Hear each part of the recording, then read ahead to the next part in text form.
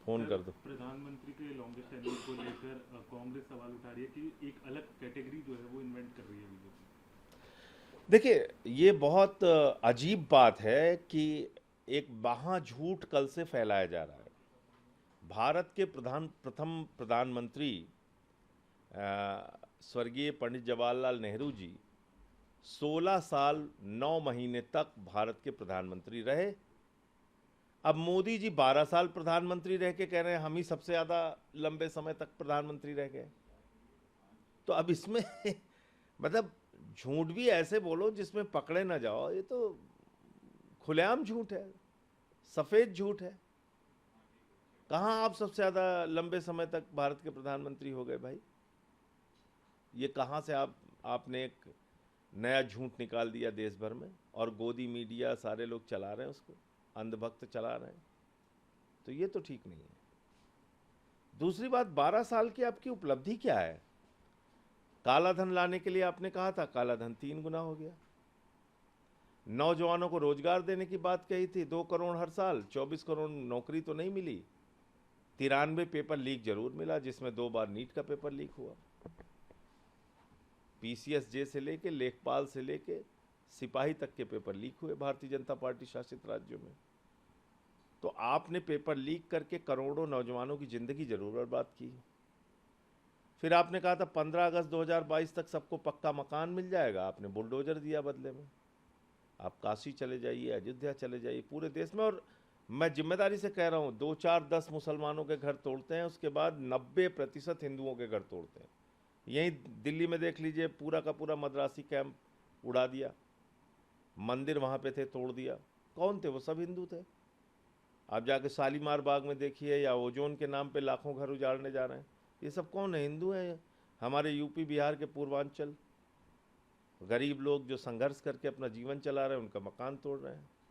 तो पक्का मकान तो नहीं दिया, बुलडोजर जरूर दिया। फिर इन्होंने नोटबंदी करके पूरा देश बर्बाद किया है, 100 लोग उसमें मारे गए। 3 काला कानून लेके आए तो 750 किसानों ने अपनी शहादत दी। रुपए की साख गिरी, कहते थे रुपया गिरता है तो देश की साख गिरती है। तो अब तो 97 का हो गया डॉलर। तो इसका मतलब आपने देश की साख गिरा दी। विदेश नीति आपकी ये रही कि कभी आप चले जाते हैं नवाज शरीफ को गले लगाने, कभी आईएसआई को भारत में बुलाते हैं पठानकोट की जांच कराने, कभी ट्रंप आपको डांट देता है कि रूस से तेल नहीं खरीदना है, कभी अपने दोस्त अडानी को बचाने के लिए आप ट्रंप जब नरक बोलता है भारत को तब भी कुछ नहीं बोलते। और अभी 2 दिनों से हमले हो रहे हैं भारतीय लोगों के ऊपर, अमेरिका के द्वारा किया जा रहा है, उस पर भी आप चुप रहते हैं। ओमान की नौसेना ने हमारे 24 लोगों को बचाया, 3 लोग अभी भी लापता हैं। तो देश की प्रतिष्ठा और स्वाभिमान को पिछले 12 सालों में गिराने का काम प्रधानमंत्री ने किया। बेरोजगारी देश को दिया, महंगाई देश को दिया, विदेश नीति में पूरी तरीके से फेल रहे, और दिन रात खाली झूठ बोलने का काम किया। ये 12 सालों की मोदी जी की उपलब्धि है। सर, एक और राज्यसभा एमपी ने आज इस्तीफा दे दिया है और लगातार रेबल एमपी की संख्या जो है बढ़ रही है। देखिए, टीएमसी में जो कुछ भी हो रहा है दुर्भाग्यपूर्ण है, लेकिन एक बात मैं और साथ में कहना चाहूँगा कि इस देश में मोदी जी की जो सरकार चल रही है वो है डराओ धमकाओ पार्टियां तोड़ो। ये उनका सिद्धांत है, जो उन्होंने अलग अलग राज्यों में अप्लाई किया। कांग्रेस को उन्होंने तोड़ा, समाजवादी पार्टी को उन्होंने तोड़ा, शिवसेना को तोड़ा, एनसीपी को तोड़ा, आम आदमी पार्टी को तोड़ा। कोई ऐसा विपक्षी दल नहीं बचा हुआ है जिसको तोड़ने का काम बीजेपी ने और मोदी ने ना किया। और जिसको जिसको ये लोग बेईमान भ्रष्टाचार बताते हैं उसी को अपनी पार्टी में शामिल कर लेते हैं। तो अब तो बीजेपी में सिर्फ दाऊद इब्राहिम का आना बाकी रह गया है, बाकी तो सब आ चुके हैं। तो कुल मिलाकर जो स्थितियां हैं टीएमसी के साथ, जो मोदी जी और उनकी पार्टी कर रही है, ये लोकतंत्र का गला घोटने की कार्रवाई है। और इस बात को बताता है कि अगर देश जागा नहीं इनके खिलाफ, तो फिर न चुनाव का कोई मतलब रहेगा, न सांसद विधायक का कोई मतलब रहेगा। कि नटराजन को लेकर सुप्रीम कोर्ट जा रही है कांग्रेस? देखिए, कांग्रेस पार्टी सुप्रीम कोर्ट जाए और मीनाक्षी नटराजन का पर्चा खारिज हुआ है, गलत ढंग से खारिज हुआ है। चुनाव आयोग पूरी तरीके से बीजेपी के हाथ में खेल रहा है, इसमें कोई दो राय नहीं। लेकिन ये बात तो पूरी की पूरी कांग्रेस पार्टी को पता है ना कि भाई जो चुनाव आयोग है या मुख्य चुनाव आयुक्त जो हैं वो बीजेपी के साथ मिले हुए हैं। ये बात कांग्रेस को पता है, सारे विपक्षी दलों को पता है।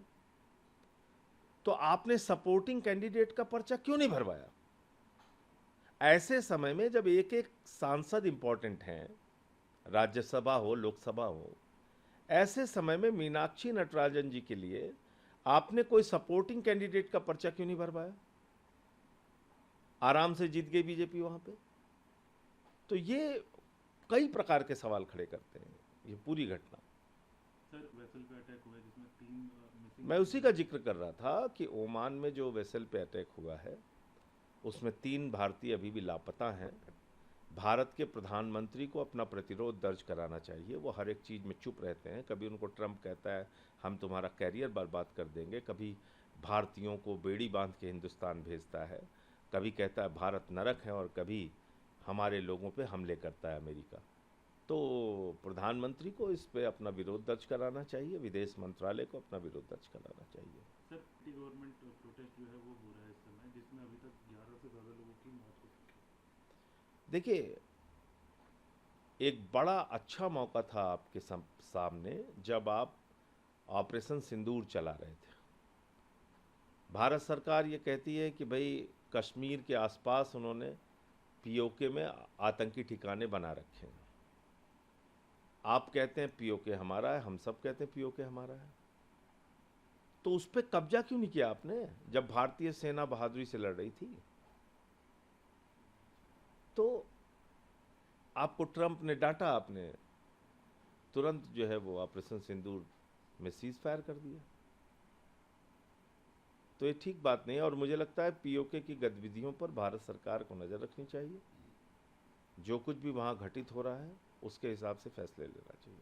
सर फॉर्म को लेकर जिसमें उन्होंने कहा कि 5 बच्चों की जो उसमें बातें की गई हैं लिमिट को लेकर, तो प्रधानमंत्री के खुद 6 सिबलिंग हैं। देखिए, अब वैसे देखने लगेंगे तो बीजेपी वालों में तो 9-9 10-10 लोग मिल जाएंगे एक परिवार में, उसकी बात क्या करेंगे।